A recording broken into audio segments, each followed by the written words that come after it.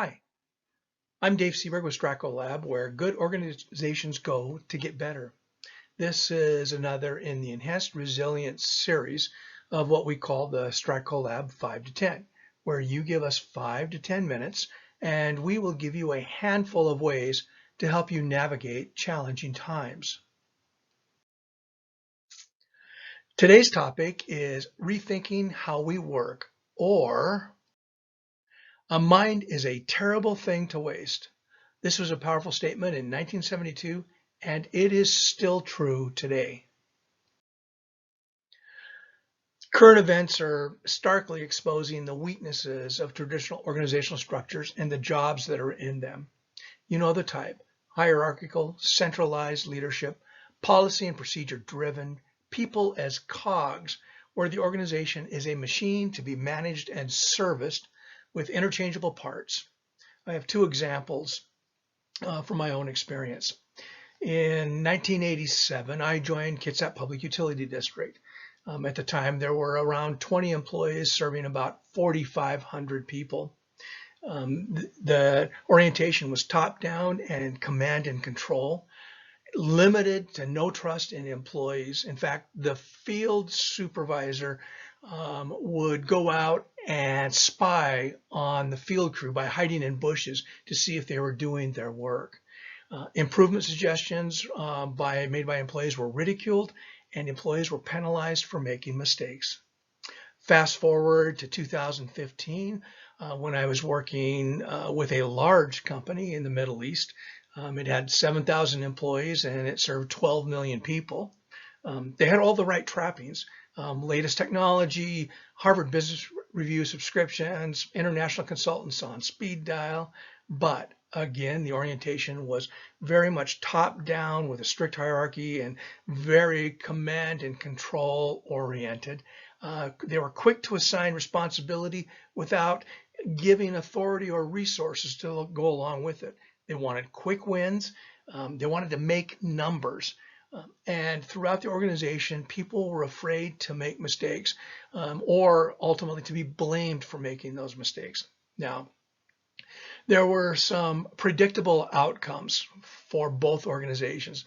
One, there was slow response to customer requests, and customer service was very poor. Employee engagement was low. Employees didn't necessarily take ownership for things that went on within the organization. Initiative was stifled, and there was no innovation unless it came from the top. And the biggest problem was there was no shared vision across the organization of what they were striving to be. So there have been alternatives, and people-powered agile alternatives. Almost 30 years ago, some organizations began to rethink their structure and how to build on strength based on purpose and what they had, specifically their existing employees and what they brought, their minds. My organization became one. Our emerging structure was people-centered. We were networked. We had distributed leadership.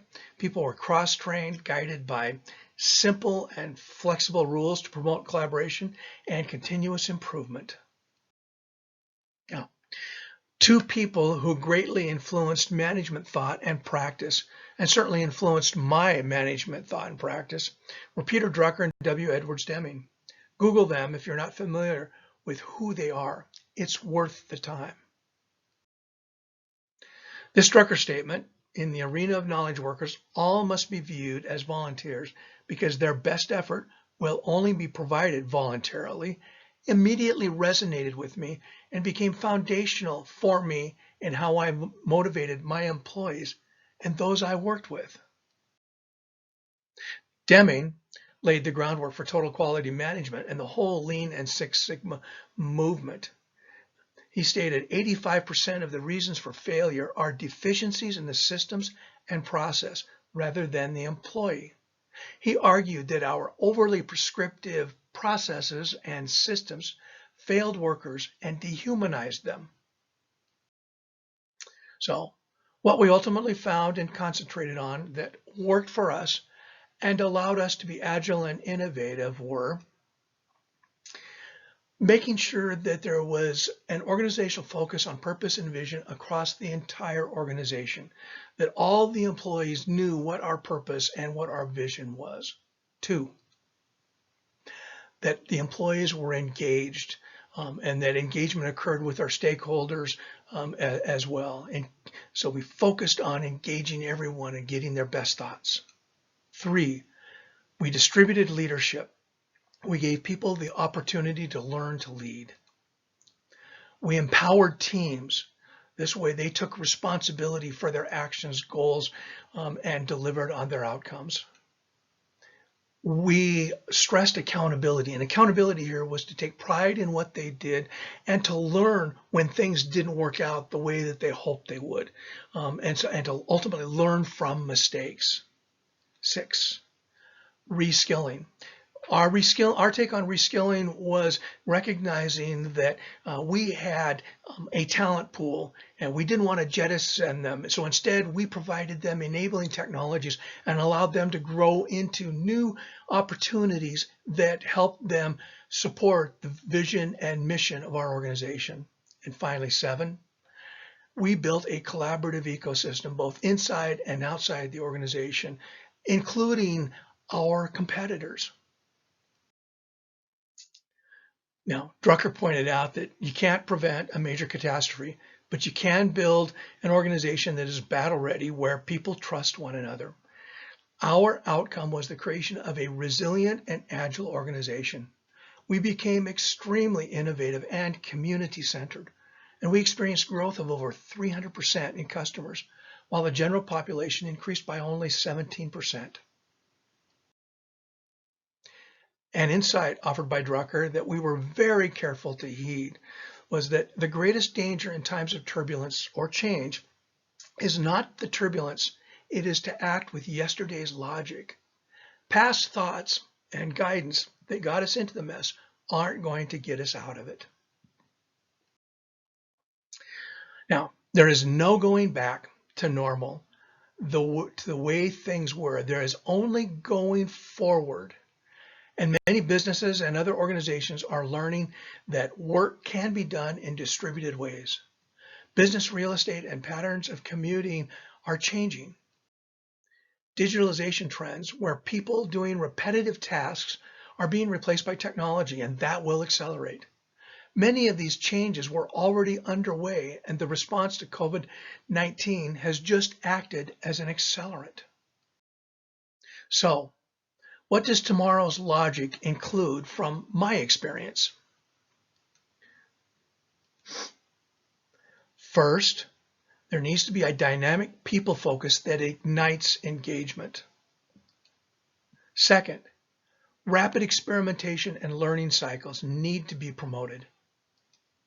And third, we need to provide enabling technology to allow people to grow into the first 2 points. And how do we do this? We do this, to summarize, by fostering purpose and vision across the entire organization, by creating committed engagement from all of our employees, getting their best efforts, by distributing leadership and allowing people to grow into that, into opportunities that benefit the organization. 4, by empowering teams to pursue goals and objectives and to be able to exercise the leadership that they need to accomplish our multifaceted missions. 5, accountability, to allow people to be proud of what they're doing and to learn from bumps in the road. 6, reskilling, allowing people to grow with the organization, not jettisoning them. And 7, creating collaborative ecosystems from inside the organization to stakeholders to even our competitors. Ultimately, we need to humanize a mechanistic organizational view to enhance and capture the best efforts and thinking of those we work with. Well, that concludes this brief discussion. Please send me an email with your questions, comments, or to start a conversation. and visit our website for more information. Also, please be sure to give us a thumbs up if this short video did you some good. And don't hesitate to share it with someone else who can use the information. To receive more of these 5 to 10-minute videos, be sure to hit the subscribe button too. And remember, resilience isn't a program, it's a way of life. Be well.